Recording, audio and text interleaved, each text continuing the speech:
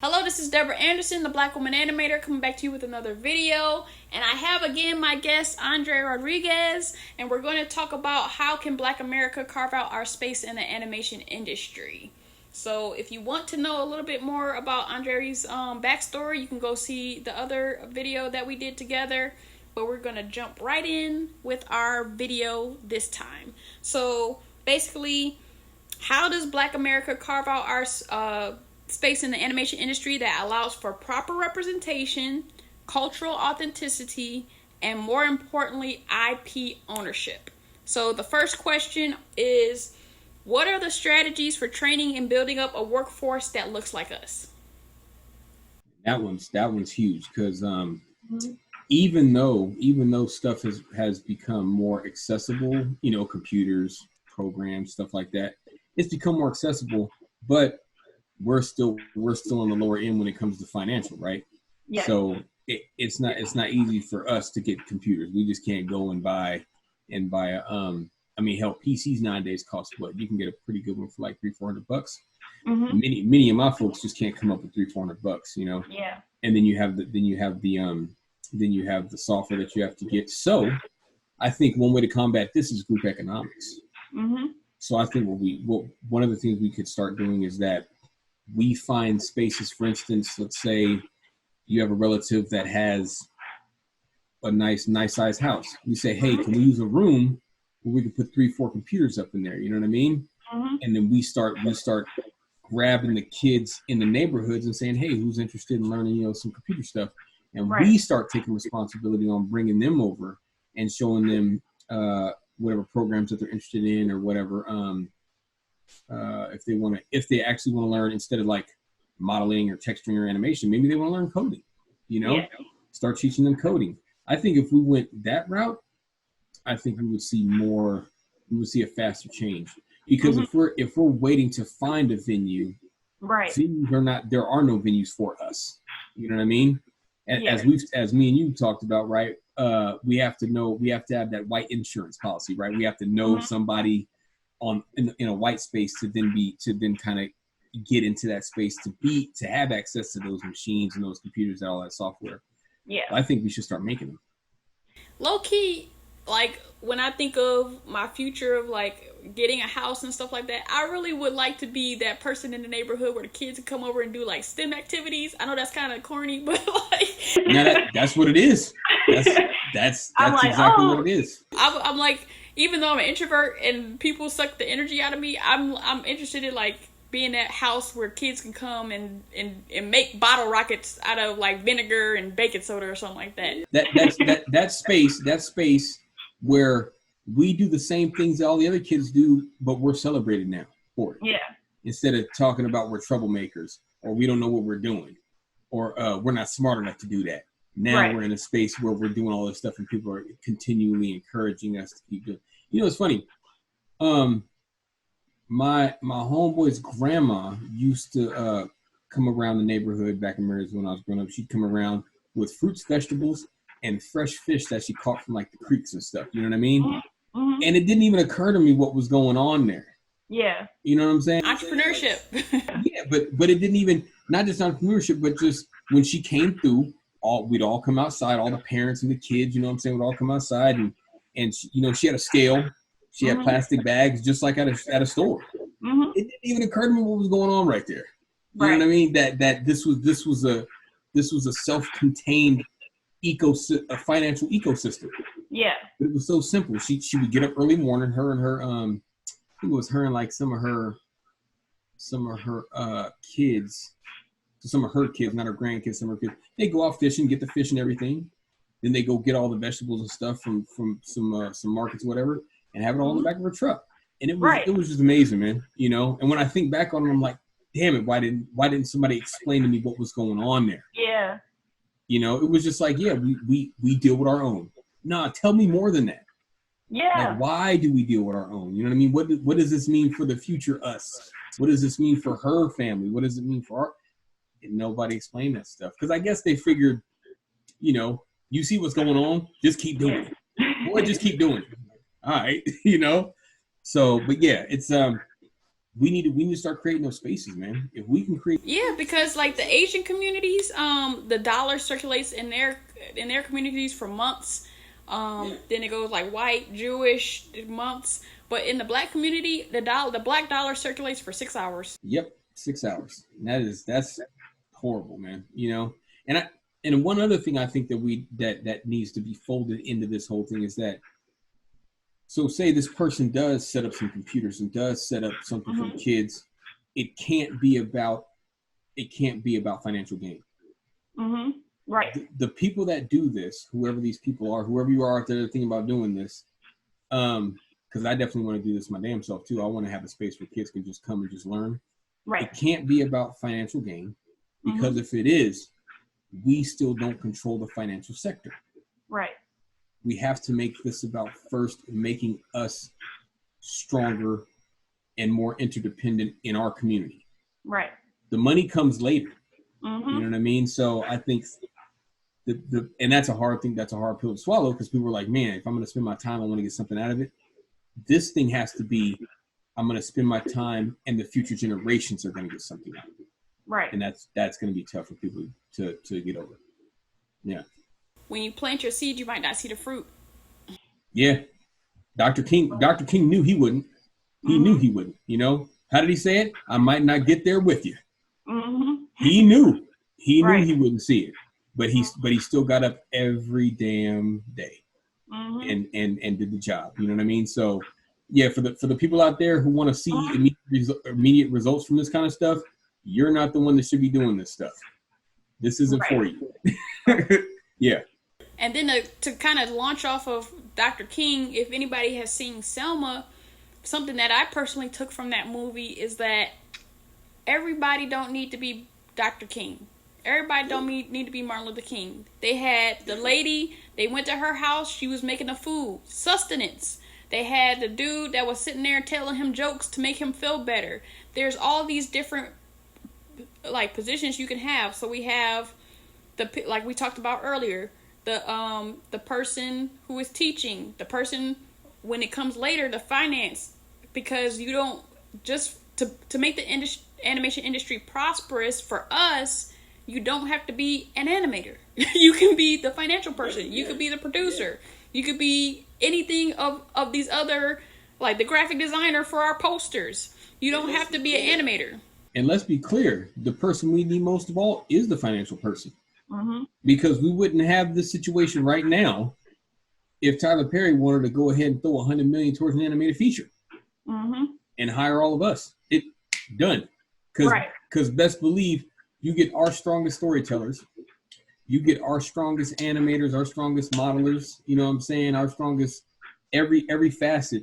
And if he was to put, we could say 50 million. You know what I'm saying? If he was to take 50 million, give it to us, and imagine a story written by Ava DuVernay, or a story written by like Lena Waithe, or a story written by Antoine Fuqua. Come on, bro. We killing the game. Ryan Coogler. We killing the game. You know what I mean? So that's really the most important. That's the most important part, is that the people that are in those positions right now, if they were to say, so for instance, the first Nike shoe was trash, right? It fell apart on the track. Right.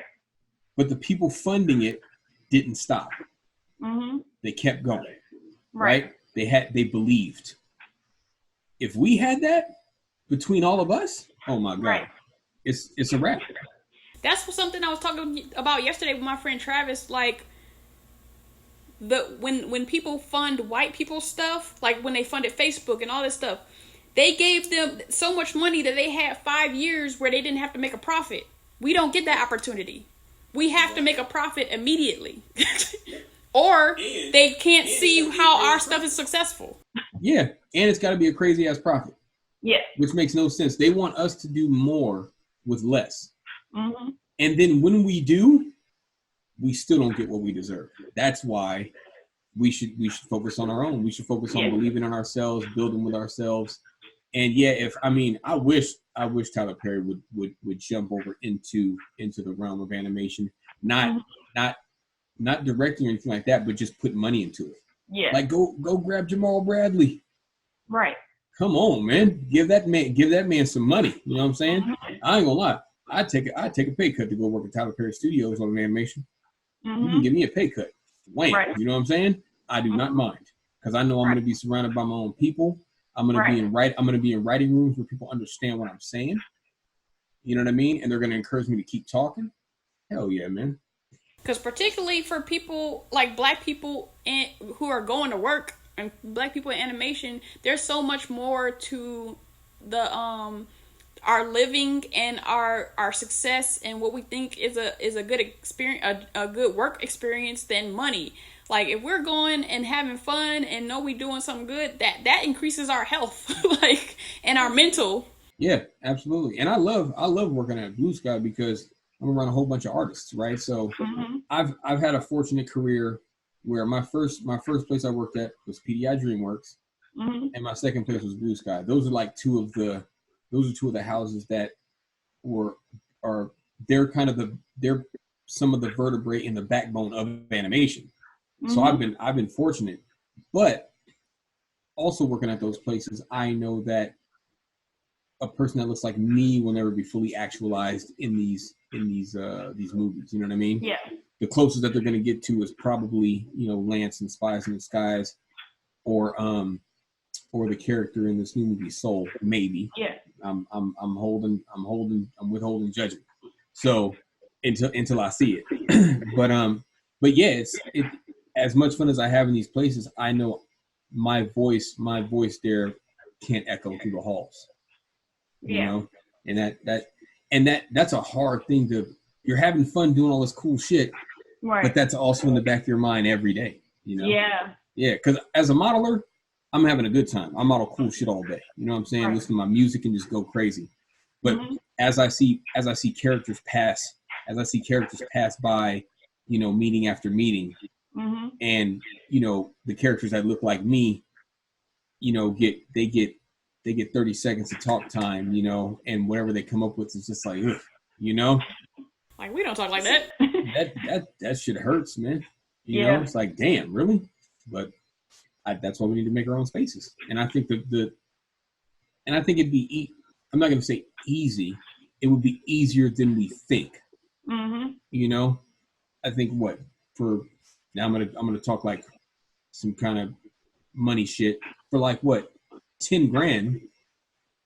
You could set up a good space with some computers and some software, right? For 10 grand. So that's 10 people putting $1,000. Right.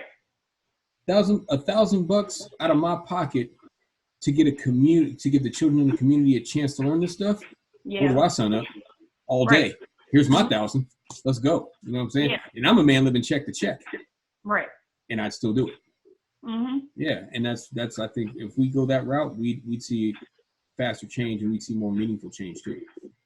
So to add in my personal strategies of how we're going to build up our community, so BlkWmnAnimator YouTube, trying to highlight people like you, like highlight us in animation so that people who look like us, particularly kids or adults who are trying to get into the industry, can know that we exist, can have more people to reach out to, doing speaking engagements, workshops, classes to introduce animation to Black kids, talking to parents to let them know that that we can be successful as long as you do it correctly. We can be successful in animation. We're not going to be the starving artist. Also, that's why I'm trying to do Blender, because that's free. If you can scrimp and save and get that computer, you can use the free program, open source program, or use the student version of Maya, whatever your preference, to do the animation so that you don't have to pay that $50 a month or $100 a month to get these other programs. So like the strategy, that's my strategy. I'm sure I'm missing some stuff, but my strategy is just like, I like last weekend I spent time like trying to scour Twitter to see anybody that needs help, like a Black person in animation that needs help. I'll tweet them. They might not tweet me back, but I did my part. So yeah, you did, and I think that's one of the coolest things about what you're doing is that you just do, and that's a rare thing. A lot of people, like say a person gets into the car And Kevin Hart talked about it, how his uncle would get in the car and mess with the mirrors and then check everything before he leave. And it's like, bro, what is you doing? When are we gonna drive? You know what I mean? Right. And that's who I used to be. It took me a long time. Because I'm naturally a perfectionist. I'll read 50 articles about something, not do a darn thing. Because I'm trying to do it perfect the first time. I used to be that way too. Everybody out there, a little sidebar about this. Deborah and I have been learning that we're kind of the same in a lot of ways. Right. We're both hard-headed as hell, and I just learned. I don't accept that I'm hard-headed. You definitely got look. but I used to be a perfectionist too. I was like that too. And my academic director said, Dre, you got to let that go. If you don't let that go, you will get nowhere in this industry. You're not going to get a job, and if you get a job, you won't keep it. So I was the same way. But I like the fact that you just do. And I think a lot of people just don't do. And I started doing that. I started doing more of the doing side of it when I got over here. Yeah. And the thing that changed me with just doing more, just shutting my mouth and doing, is when I went to the Million Man March in 2015. Mm-hmm. That blew my mind. And I said, okay, when I get back to New York, I got to get cracking. I just need to do stuff. And so one thing I did was I went and volunteered at Westchester Community College. Mm-hmm. One of my neighbors here in the building, she was a teacher there, and she said, "Yeah, can you come and talk to the kids about what you do?" I'm like, "Yeah, absolutely." Yeah. And I only went to the classes that were predominantly people of color. You know what I mean? Right. The few white folks out there that are watching this, just to let y'all know, don't get me wrong, I don't give a damn what you think about what I'm doing, but just to let you know, the reason why that is because we don't have the opportunities. Right. We rarely see people not only look like us, but we rarely get professionals to come to our schools. Yeah. Because a lot of the places I was going was like Mount Vernon and Yonkers. Mm-hmm. You know what I'm saying? I was going into the neighborhoods that, y'all white folks don't want to go into. You know what I'm saying? And let's be clear, if the neighborhood was nice, you probably wouldn't come check us out anyway either. But I would ask what was the demographics of the class. You know what I mean? Because I could have went to other classes that were actually closer to my job. Right. But they were predominantly white. I'm like, no, they have enough resources. They probably got a whole bunch of people visiting them. You know what I mean? So just getting up and doing. And then talk about what you do with Diverse Tunes. Diverse Tunes was that was kind of crazy how that happened, because a friend of mine named Brian Vincent Rhodes, you can look him up. Dude's amazing. He's a writer director. He just started doing comedy. He's a writer director and a storyboard artist. So he just got at me out the blue and said, Dre, this panel thing that I'm about to do, you're doing it with me. And I'm terrified of speaking in front of people. That is not my thing. The reason why I look so relaxed right now is because I'm on a camera and I'm talking to Deborah right now. I know a bunch of y'all are gonna see this, but y'all ain't in front of me right now. If y'all was in front of me, my heart would be in my throat. So so I was terrified of doing this, but then I remembered. I said to myself, I need to just do. Right. This ain't about me. Mm-hmm. If I'm nervous and if I mess up on stage, whatever, I just need to do. Mm-hmm. So I just told him, okay, I'll do it. And so the first one that happened was not this year, but last year, and it was at Blurred CityCon in New York City. Yeah. So that was the first one before it was even Diverse Tunes. It was just a panel of Black folks in the entertainment industry, and it just went very well. And we took questions from the moderator. The moderator's name is Monique Henry Hudson. Mm-hmm. She's one of the founders, and then the co-founder is Jade Seaberry. I want to make sure I got it. Hold on, I want to make sure I got her name right, because if I butcher her name, she will put hands on the brother. Do you hear me? Wait a minute. Oh, I got it right. Seaberry. God damn it. Okay. Okay. Yeah. So Jade and Monique started this thing, and they had the same mentality. Just do. You know what I mean? They're like, we don't see enough of us in the industry. Okay, well, how about we start raising some of us to be in the industry? And so when I did the first Diverse Tunes, it went off well, and they just kept calling me back, and I just basically get on stage, and I think I'm a little bit more loose-lipped than most of the people that get up there. You know? You know what I mean? But I figure there's going to be enough people. I figure there's going to be enough people that work off off the script, right? Yeah. They're gonna read the script. Let me make sure to say this like this and make sure I don't offend anybody. I'm like, we need a couple of us to just tell it like it is, because as I always say, the conventional ways don't work for us. Yeah. So when I get on Diverse Tunes, I just let it ride. Right. I let it go. Yeah, but it's been cool. Diverse Tunes been really cool. And so, since me and Andre are so similar, except for the being hard-headed part, and we're both 3D modelers, he's been helping me because he's been there, like, with the perfectionism. So we sat down, done Google Hangouts, and he'll take me through, oh, this is how you gotta mess it up. And I'm like, oh, okay, you've been there before me because we had similar personalities, so now you know how to break through. And so I could take on those characteristics. And so he's building me up, and then I can disperse that and build other people up too. Absolutely. And you know, it's crazy because one of the things that happens to us is that we know growing up we can't mess up. Right. So then that translates over into everything else, even when messing up is part of the growth. Yes. That's why I'm having so much trouble with sculpting, because I'm like, it's ugly. It's gonna be ugly until you get to a certain point, and I'm just like, I can't deal with the ugly. And that's actually part of it. Like you cannot miss that part, right? Yeah. And since we grow up thinking if we mess up, we're getting our asses handed to us, right? Mm-hmm. We can't just mess up and it's like, oh, Deborah, keep going. We're proud of you. That mistake is going to lead you to greatness. We don't get talked to like that. Right. We get talked to if we make a mistake, we get locked up, shot, or shot then locked up. So it's hard for us just to let go. You know what I mean? We're under such a weight that's been put on us centuries ago that a lot of time we don't look at making the mistakes as part of building success. Yeah.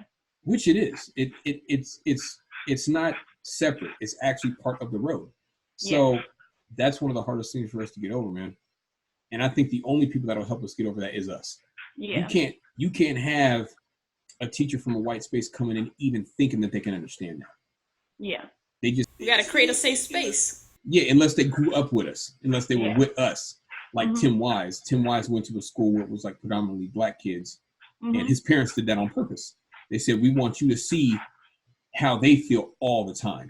Right. We want you to feel what they feel. So naturally, he's now an ally for us. You know what I mean? Mm-hmm. But if those teachers if they didn't grow up with us and they don't fully understand, they can't fully grasp what's going on there, they won't get it. Like, no, it's okay to make mistakes. It's like, no, it's not. We can't do that. Like, damn, it's that serious? Yes. This is like deeply rooted here. You know? Yeah. So it's tough, man. It took me a long time to get over it too. Yeah. Long time. Yeah. Years. So the next question, do you think quality matters when it comes to getting our messages out there, particularly when not using traditional platforms and pathways? So that's maybe YouTube or maybe even going up to Netflix, but I'm thinking more of the indie, like the lower indie, where do you think we can just come out with stuff, churn stuff out, or do we have to worry about it being quality all the time? No, I don't think we should worry about quality all the time. Like I said before, the Nike shoe fell apart on the track. Right. You know, and they just kept going. Right. But the thing is, they're in white America, they're taught that. They're taught, yes, it's going to fail the first time. Keep going. We got your back. I think that's why we stress so much about it being good, having to be good coming out the gate. It's got to be good. It's got to twice as good to get half as far. Yeah, it's got to be. And we don't. And the thing I always ask people, who are we talking about seeing this when we say that? And that's when people stop and say, damn. I'm like, because I know you. And I'm cool with you coming out with something just at the start and it's not polished. Yeah. I'm cool with that. So who are you talking about when you say we got to make this good? You might be talking about them white folks. We don't need to worry about what they're talking about. We don't need to worry about their critique. I mean, we can listen to anybody's critique when it comes to aesthetics on if you build a car, how well you built the car, if it looks nice and all that kind of stuff. But when it comes to the essence of what we're doing, we're just getting started in trying to infuse our stories into this space, right? So if that's the case, we need to let go of that. It has to be perfect right out the gate. We got to let go of that, right? And I think one of the ways of letting go of that is we need to think about who we're going to allow, whose critique we're going to allow back into our space. Right. And we talked about this at Diverse Tunes, at the last Diverse Tunes panel. We need to think about what we're putting out, but we also need to think about who we're going to answer to. Mm-hmm. I'm not answering to the white community. Mm-hmm. Zero, right? Mm-hmm. When Lena Waithe, when she made Queen and Slim, I just saw her on the Breakfast Club. She said one of the things that she put down as a contractual obligation of the studio that was going to fund the film, Mm-hmm. she said, "I will take no notes from white people, Mm-hmm. none." So we can, if we let go of that, I think it'll be easier to let go of the whole thing about it needs to be. You know what I mean? Yeah. It doesn't need to be. We just need to keep doing. Right. That's it. Let's keep going. Let's keep doing. I saw at the film festival I was at when we did the panel, this guy named Dominique. He did a story of, it was crazy. It was a trip. I'm gonna send you the. I'm gonna try to find the link I'm gonna try to find this thing and send it to you. But he did a story of police brutality, in our community, and it was all 2D animated. He did it all himself, Yeah. And it was cool, right? Mm-hmm. But it wasn't like Don Bluth level. Right. But the camera angles he had, the action that he put in there, the story, it was amazing. Right. Blew my mind. And that's all that matters. He put his essence in there. Yeah. And that's what made it good. You know what I mean? Mm-hmm. Now, they had substance playing there too, Jamal Bradley's thing. Mm-hmm. And I put them on the same level. Right. Because Jamal Bradley's, his stuff is like 3D animation, right? What is kind of going on now. Dominique did 2D animation, and it was like that very loose hand, sketchy kind of stuff. So I put them on the same level. Like this one was top tier in its own right, and this one was top tier in its own right. Mm-hmm. So we need to stop with that. It has to be perfect stuff. We need to stop. Right. Yeah. So, speaking of like critique and like the Queen and Slim, so basically, some people love Queen and Slim, some people don't like Queen and Slim. I haven't seen it yet, so. Oh, I'm not gonna talk about the story, but No, I'm just saying I can't. If you're asking for critique on the film. Oh no, that's not the question. So, okay. Basically, sometimes Black people have this thought of when we come out with Black content, we can't critique it. So in that, I'm in the house where I am critiquing the film because I felt like the storyline was kind of has a lot of holes in it, but there's a certain sector of Black people who are like, as we're coming out with this Black content, we shouldn't critique any of it. But how are we going to get better if we don't critique it? So what do you think about critique on our Black content? Okay, so I have two parts on that. Okay. I got a two-part on that. So one of the rules, I'm gonna circle back. Mm-hmm. One of the rules in white supremacy that keeps it so dominant is that in front of us, they don't show any division. Mm-hmm. In front of them, we'll show division all day. Mm-hmm. So, Queen and Slim, we should always critique our shit. Mm-hmm. But we shouldn't be critiquing if a critique. So a critique and just an opinion are two different things, right? Mm-hmm. You being an artist in the industry, mm-hmm. you understand that, right? Mm-hmm. So I think knowing that, we have to figure out when we critique this thing, who is going to be able to understand that what you're saying is a critique, and mm-hmm. who's going to look at it like a critique and an opinion are the same thing, so they don't understand. Right. We got to look at that, and then we got to look at, are we in our space doing this, or are we in their space doing this? Right. As far as over there in white America, no, we shouldn't be having these discussions over there. Mm-hmm. Period. Over in our space, we should have the discussion, but we should also make sure the people that we're talking with, they understand what a critique is and what an opinion is. Right. So that's my like two over here. Like they'll say, hey, Deborah, what do you think about Queen and Slim? We ain't talking about that. Done. You know what I'm saying? Because you're not over here. And now over here in the black space, if I say, hey, Deborah, what do you think about Queen and Slim? Then yeah, let it rip. You know what I'm saying? Let me know what's cracking. You know what I'm saying? So yeah, it's two-part for me. It's two-part. So that also makes me think of playing the game, right? So there's the TV show This Is Us.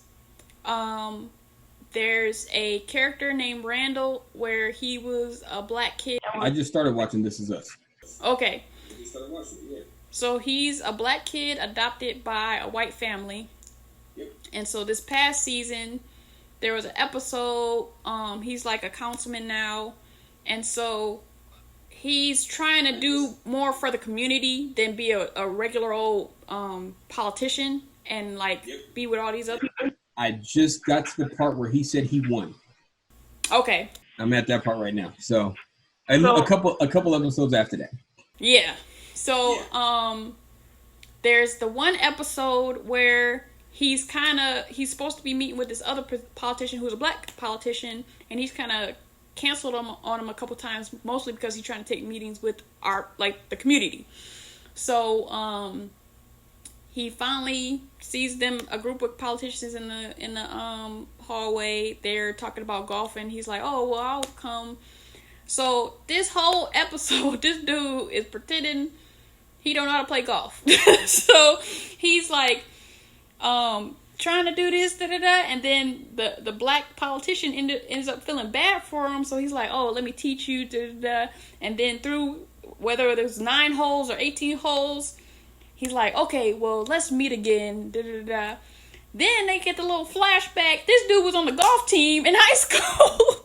So he done did the okie doke on even us, on the black politician. But it's still them, because he's like the same old politician, and Randall's trying to do more for the community. But what do you think about playing the game? I think for me, so I'm gonna keep it 1,000. I want my community okay. Right. Whatever we got to do to get there, that's it. So if you're playing the game for us, to me, that's the ultimate sacrifice, because you're going into a space that's possibly dangerous. You're possibly taking a chance on losing yourself. You know what I'm saying? And you're taking a chance, and you're going to be in this space where you're constantly feeling degraded and disrespected. You know what I'm saying? All these things are realities. But if you're doing that for us, I can only salute that. You know what I mean? Now, if you're doing that because you think that's how you get to move forward, and you gonna finally get the house on the hill or whatever, you know what I'm saying? Well, you're just another sandboat, in my opinion. Yeah. But the only way to really know that is to go into that, this the belly of the beast, right? Yeah. You don't know what's gonna happen. Like for me, for instance, I could have started working at PDI, and then through all that became different. You know what I'm saying? Yeah. That's why I'm don't get me wrong, I'm still gonna be my hard-headed self. I'm still gonna be that ignorant ass motherfucker that I was in the streets. It's in there. But what I mean by that is I didn't know the bigger picture until I went to the Million Man March. I went to the Million Man March, and that kind of took all the stuff and kind of focused it. Bam, Yeah. You know what I mean? Without the Million Man March, I probably would have just been over here thinking, let me keep just doing my artwork, and whoever comes around, I'll give them a helping hand, which is cool. But now it's like I'm in this, like I'm gonna kick the door down. I'm gonna kick the doors down, and I'm bringing everybody with me. Right. You know what I'm saying? So if a person plays the game in order to do that, shit, I salute that, man. Yeah, I'm definitely down for not playing the game, as you said, for self-benefit, where I'm going to play this game and then get my stuff. But definitely playing the game like Randall did, like doing the okie doke, and then, let me get what I need out of it. And then to take that further for our community, like, I'm going to play this game, see how it works, and then I'm going to document it all and give it to y'all. I'm going to document the game and give it. Yeah, exactly. I mean, when I was when I used to do a rap group back in the day, we won't go into them details, but one of the lyrics I had on the song I did was I've been balling, I don't need a white collar career. That money's a stepping stone. I'm rich right here. Right. So it's like, I don't need you. I'm rich in my community. I'm good. Right. You know what I'm saying? If I come over here, it's because I want to be over here. It's not because I need you. I like what I do, but don't get it twisted. I got I got a community of the strongest people in the country behind me. I'm good, you know. So, but a lot of people don't look at it that way. You know what I mean? But people that play I mean, I look at what like our leaders before us had to do to get us to this point. You know what I mean? Talk about playing the game. Yeah. Holy shit. You know what I mean? Right. So what we got to deal with compared to what they had to deal with, I understand that playing the game is necessary to a point as long as you're playing it to advance our community forward. Yeah. Yeah, I'm all for it. There's a quote, I don't remember who, I don't know if it's attributed to anybody, but there's a quote that says, some people are so poor all they have is money. Yeah, that's real. And that's like there's only a certain level I'll go to. After that, nah. You gonna see the Kunta Kinte coming out of me. You know, that's real. You gonna see me get real serious about some shit. But for instance, there was a situation at Blue Sky when I've been there for about a year, and a situation happened that I couldn't let slide. And I almost got fired. You know what I mean? Right. So yeah, as long as you're not losing yourself in the mix, you know, then yeah, definitely get in there and try to kick the doors down for the rest of us. You know what I'm saying? But don't lose yourself. Don't lose yourself in the process though, because I definitely didn't. I was about to put hands on that dude. I was gonna put hands, feet, all type of. Yeah. Luckily, it didn't have to go to that though. Right. Yeah. So, my next question is, how much of the strategy is making already established companies put us in positions of power, and how much of it is creating our own? I think we should, no matter where we at, we should show up and show out. I believe that, you know what I'm saying? But like I said on our last episode, you know what happened with the situation at Blue Sky when I went and talked to the brain trust of a certain movie that they're working on right now, and how I didn't get one phone call back, I didn't get one email back. You know what I mean? And but I think as long as we show up and show out, we're doing what we can do. So I would say if you want to have a number, I would say give 20% to pushing companies towards more representation for us. I would say maybe 20%. The other 80% we need to put in us. It's kind of like if you're in a relationship with somebody, you want to put more into making you better for the relationship, right? Because you control you. You don't control the other person. Why would you put more time and energy into that person when ultimately it's their decision anyway? Yeah. Right. So I say, you know, you want to put like 20% in, you know, like when I go to work, I will bass at work. You know what I'm saying? But creatively, the creative stuff I keep for me and my community. Right. Like I'm working on a short right now with some people, and I put my heart and soul into that. Right. You know what I'm saying? And then when I go to work, I give them my skills and talent. Yeah. You know what I mean? They get, because that's the agreement that we're on. You know what I'm saying? I sit down, I do a specific job for this company on these films. I get my paycheck and I bounce. You know what I'm saying? Right. But when it comes to like, hey, does anybody have stories to pitch? Nope, I do not. I do the exact same thing at work. They be asking for extra stuff. I just be like, in our weekly meetings, like, do. Like, there was one time everybody but me submitted stuff. I was like, is it mandatory? I'm good. And if it's mandatory, I'll see you in HR. You know what I'm saying? We'll have it out. You know what I mean? Because again, you only can go so far. You know what I'm saying? Before playing the game can become detrimental to who you are as a person. But but I told when I talked to some people in the story about why I didn't want to pitch my stuff, you know, at Blue Sky, why I didn't want to do the Blue Sky. I straight told them, I said, because you white motherfuckers will fuck it up. That's real. And the thing is, the person I'm talking to is an ally. So he said, yeah, you're probably right. They probably messed it up. You know what I mean? So yeah, I give them my talent, my skills, and any chair I sit in, I'm gonna give 110% just because that's me. I'm not gonna shortchange anybody because that's what a real cat does, right? Right. But yeah, when it comes to like what's in my soul, what's in my heart, nah, you can't have that. Right. So I'll say 20% we should put on trying to push these companies. We can have the conversations with them. We can, when they make a call out to say, hey, does anybody have any ideas for this kind of thing? Yeah, go ahead and put your 2 cents in. You know what I'm saying? Because I always say our 2 cents is worth $1. You know what I'm saying? So I would say do that, but personally, don't get so invested in thinking that this isn't like any other situation in white America. Yeah. It is. Ultimately, if things feel too uncomfortable for them, they have the power to opt out. Yeah. So they probably will opt out. Right. And that's it. And I know this firsthand. Yeah. So the next question, what is the responsibility of the pioneers in choosing storylines? Is there any responsibility that needs to be had? So that's to say the pioneers in making a space for us in the industry, should they be responsible for putting that blackness all up and through their storylines, or is it okay that they do the movies like, oh, this person just so happens to be black? I'll say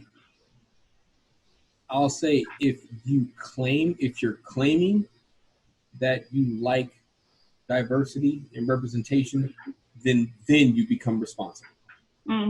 Right. So I don't push responsibility on people. I don't do that because I think that like you were saying, not everybody has to be a Dr. King, right? Right. And not everybody can. Those are some big fucking shoes to fill. So Yeah. so I wouldn't push responsibility on people, but the minute that somebody says that they stand for X, whatever X is, you made yourself responsible. You got to show and prove. Right. Now I'm going to come out and be like, okay, I'm ready to see something now. You know what I mean? And this kind of goes back to when I had that meeting with them about this specific story they're working on. I said, listen, y'all, and I said this in the meeting. I said, why don't you just make the whole cast white? You don't like us anyway. You don't hang around us anyway. And I'm confused. Why do you act like you're interested in blackness? You don't. Right. Y'all aren't seen in black neighborhoods. And I said, and I'm not mad at you. I don't, because really I don't care. I don't care if you. It's not like you're gonna add spice. You know what I'm saying? So, they traveled all across the country and didn't take them spices for the food. That's what I'm saying. So it's like, so I straight told him, I said, just make the whole cast white, because that's what you want to do anyway.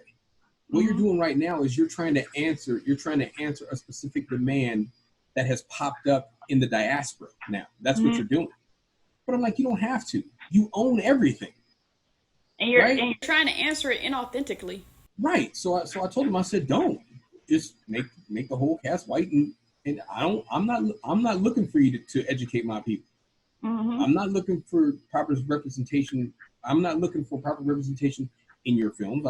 I'm here because of what you've already put on in the story and what you're trying to put on screen. That's why I showed up. Right. You know what I'm saying? You didn't see me show up until that happens. Because I'll sit here and work on films with all white casts, film after film. Because when I'm done here, I'm going back to my community. I'm going to take the money you pay me and everything I'm learning from you, and I'm going back to my community and teaching them. Right. So I'm fine with this arrangement. So when it comes to people being responsible, as long as they keep their mouth shut, they don't have to be responsible. And I won't look for that. As soon as they open their mouth, though, it's going down. So that's my take on Yeah. it. Last question. If someone gets a Bob Johnson BET opportunity, like, should they take it? So that's, you build up your network, or you build up whatever you're doing, your project. Which is massive.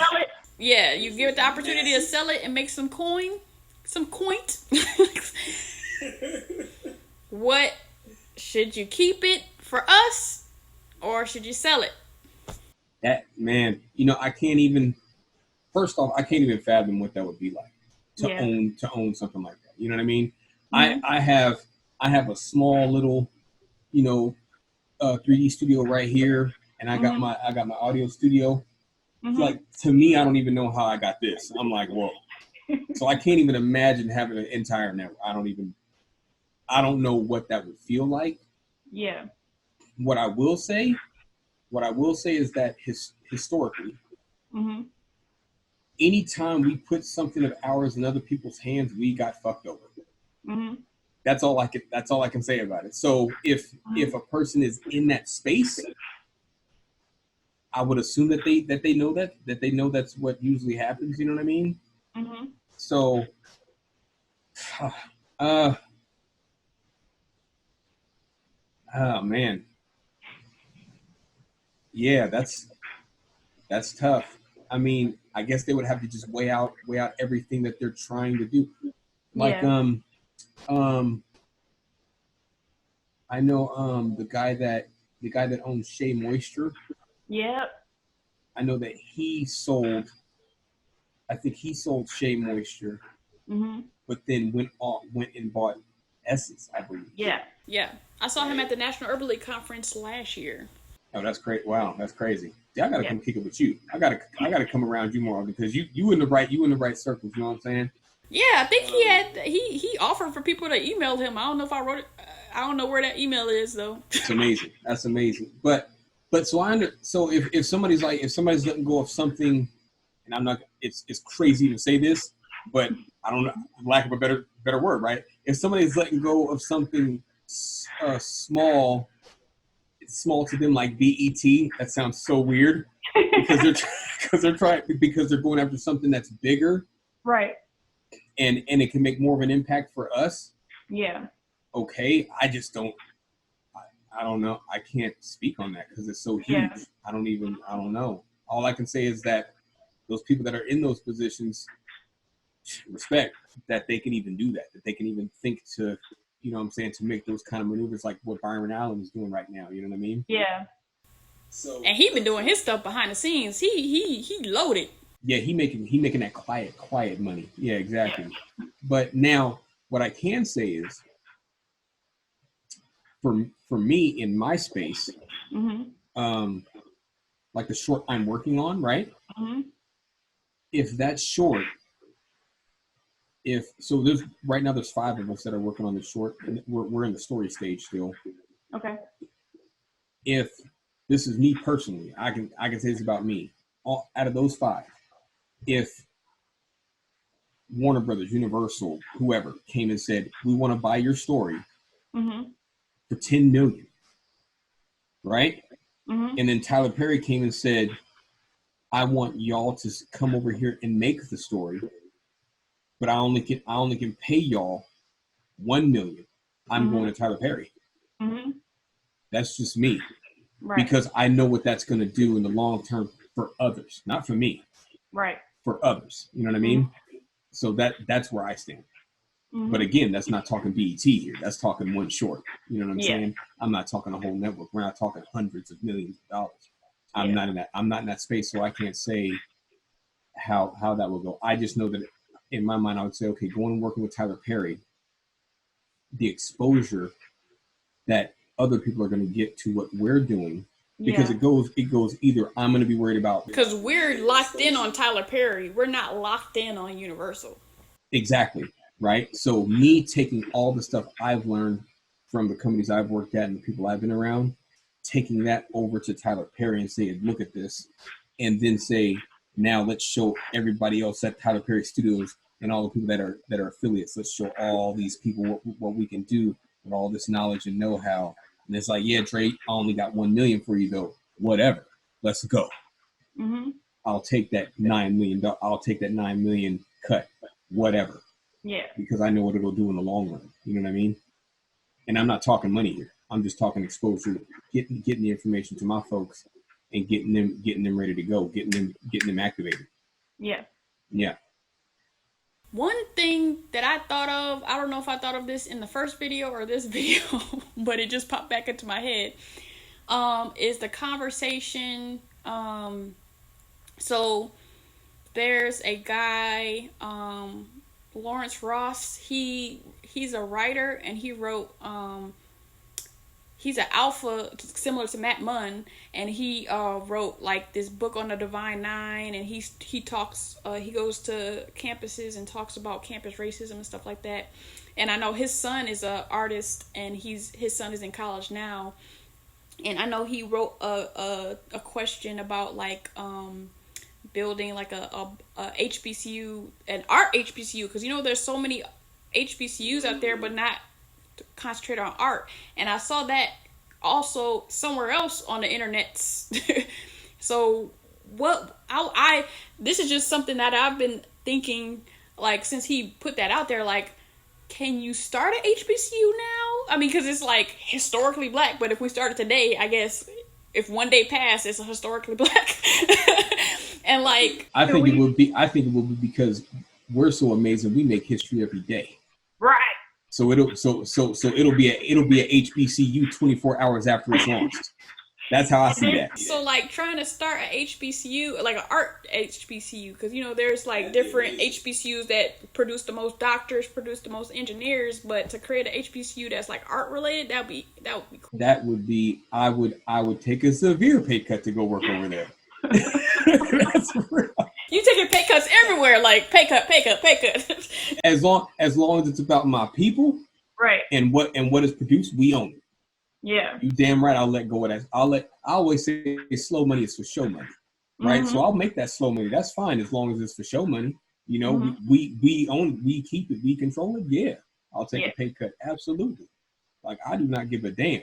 I ain't worried about rolling no BMW. Have a classroom full of just young black folks, and I got all this equipment to teach them. Oh my goodness! Stop it! Stop it! That's real. I'm like, the lesson of today. Oh my God! Yeah, if that would have me. That'd be like a dream right there for me. Yeah. So to end off this video, I want you to say your BHAGs, your big, hairy, audacious goals. If you could have anything of of black people carving out ourselves in the animation industry, like, what is your like top goals? Like the future. What is the animation industry gonna look like 5, 10, 20 years from now if we go all in? If we go all in? You have a dream, Martin, so tell your dream. Okay, so what I would like to see, Mm-hmm. what I would like to see is I would like to see I would like to see houses controlled by black and brown folks. So basically what that means is that, think about an ILM, a Weta, like in gaming, you got Naughty Dog, you got Blizzard. Think about them. They're exactly the same way they are right now, right? Yeah. But the top people are black and brown folks. Mm-hmm. Because again, we like different. We have the most diverse peer groups, right? Mm-hmm. So in the future, that's what I want to see. I want to see big houses that do special effects, feature animation, gaming, but at the top, we're at the top, and then down at the bottom on the floor working is everybody, all different people, ethnicities, people from the LGBT community, all different. But at the top, it's now our 400-year legacy of continuing to triumph in the face of adversity. That's leading the company.